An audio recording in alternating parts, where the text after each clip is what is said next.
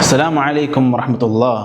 அன்பார்ந்த அருமை சொந்தங்களே, இன்றைய காலத்தில் எத்தனையோ சகோதர சகோதரிகள், பெரியவர்கள், தாய்மார்கள், ஏன் குழந்தைகள் கூட உண்பதற்கு உணவில்லாமல், உடுத்துவதற்கு உடை இல்லாமல், ஏன் தங்குவதற்கு கூட இடமில்லாமல் தவித்து கொண்டிருக்கின்ற காட்சிகளை எல்லாம் நம்மால் பார்க்க முடிகிறது என்றால், இப்படிப்பட்டவர்களுக்கு நாம் என்ன செய்ய வேண்டும் என்றால், நபி ஸல்லல்லாஹு அலைஹி வஸல்லம் அவர்கள் கற்றுத்தந்தார்களே, இத்தகுன் நார வலவ் பிஷிக்கி தம்ரா, ஒரு பேரித்தம்பல துண்டை தர்மமாக கொடுத்தாவது உங்களை நரக நெருப்பிலிருந்து பாதுகாத்து கொள்ளுங்கள் என்பதாக சொன்னார்கள் என்றால், அன்பார்ந்தவர்களே, நாம் இந்த புனிதமிக்க ரமதானுடைய மாதத்தில் ஏராளமான தான தர்மங்களை செய்யக்கூடியவர்களாக மாற வேண்டும்.